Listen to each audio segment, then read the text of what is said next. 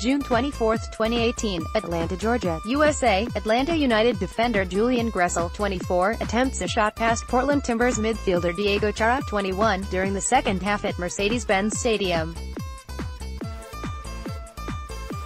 Mandatory credit, Adam Hagy-USA Today Sports Atlanta, Georgia. Atlanta United FC learned on Sunday that dominating possession doesn't equal more goals. Five Stripes had the ball for 69% of the time against the Portland Timbers, but they were only able to muster a single score. Atlanta and Portland played to a 1-1 draw on Sunday at Mercedes-Benz Stadium in front of an announced crowd of 45,116. We knew coming into the game that Atlanta were going to get a lot of shots and a lot of chances, but to be honest, I thought defensively we did really well keeping them in front of us, so that made it easier for me to face long-distance shots, said Portland keeper Jeff Antonella. A lot of the credit goes to the defense for keeping them in front of us and playing really well. Antonella came up with 9 saves in the match, which is the second most ever for a Timbers keeper in a Major League Soccer match. While Atlanta, the 4th of March 10, controlled the ball for the majority of the first half, Portland, 6-3-5, made the most of its chances, tallying 6 shots, 3 of which were on goal. The Timbers had 12 shots for the entirety of the game, but just one found the back of the net. A long free kick from Diego Valeri in the 33rd minute found its way into the penalty area and Samuel Armenteros tapped the ball forward for a shot. It was blocked by Brad Guzan, but Larry's Mabiala quickly recovered and put the ball past the American goalkeeper with a diving header. A goal for number 33 in the 33rd minute. Larry's Mabiala's second goal for the Timbers puts us in front 1-0 in the first half. He scored earlier this season for the Timbers against NYCFC. Shortly after halftime, Portland switched to a 5-man back line, which made it a bit more difficult for the Five Stripes to break through, but they finally did in the 56th minute, when Julian Gressel pounced on an opportunity he couldn't pass up. The German winger got a pass from Ezequiel Barco and fought his way into the box, then let a shot fly. That shot was blocked, but Franco Escobar quickly landed on the rebound and tried to cross it. That was stopped too, but the ball bounced back towards Gressel, who kicked the ball hard with his right foot. It took one bounce and landed in the net, giving the 24-year-old his second goal of the season.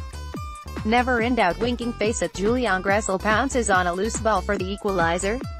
https://t.co/qpesna, Atlanta United FC, at Atlanta, June 24, 2018. Darlington Nagbe didn't see Atlanta's equalizer against his old team. The midfielder crumpled to the turf shortly before the goal and laid there in pain until Atlanta's medical staff helped him off the field in the 57th minute. He walked off with help, and actor Tito Villalba came on for him as a substitute.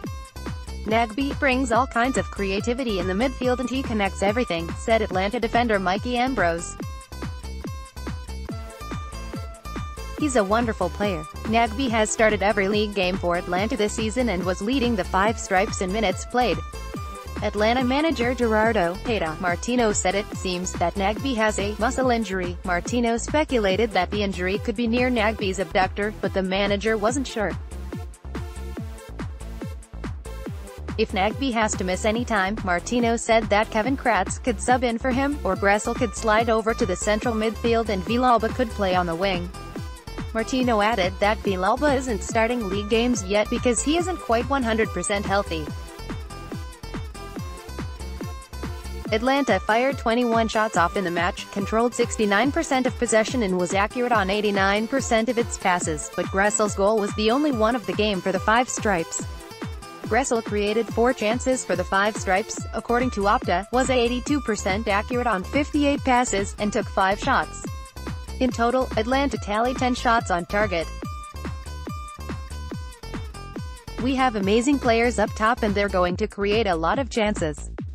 A lot of games they're going to score a lot of goals, Ambrose said.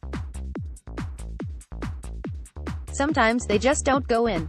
Because of the broken nose he suffered in a win against Columbus Crew SC on June 13, Joseph Martinez started this match wearing a black mask.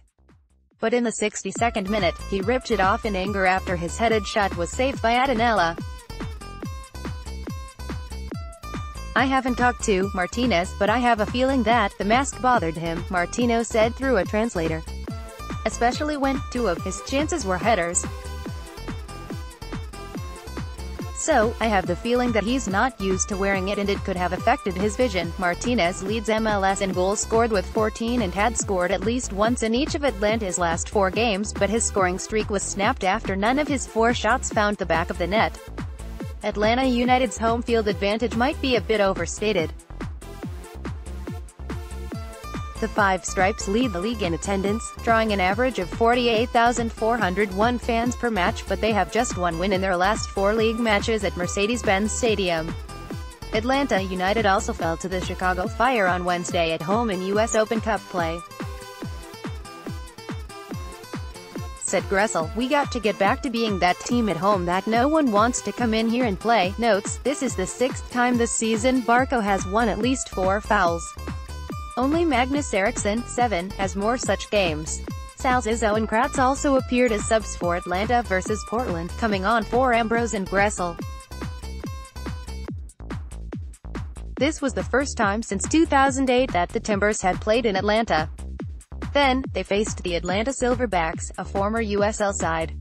Lawrence Olum scored Portland's goal in that 1-1 draw and also started for the Timbers on Sunday. Former Atlanta United midfielder Yamil Asad, who now plays for DC United, was in the Benz to watch his old teammates on Sunday. Leandro Gonzalez Perez joked about his old teammates' appearance afterwards, saying, "We know Yamil is here and he's a good friend of ours. But if we're going to lose, he's not allowed to come anymore." Mikey Ambrose on the 1-1 draw.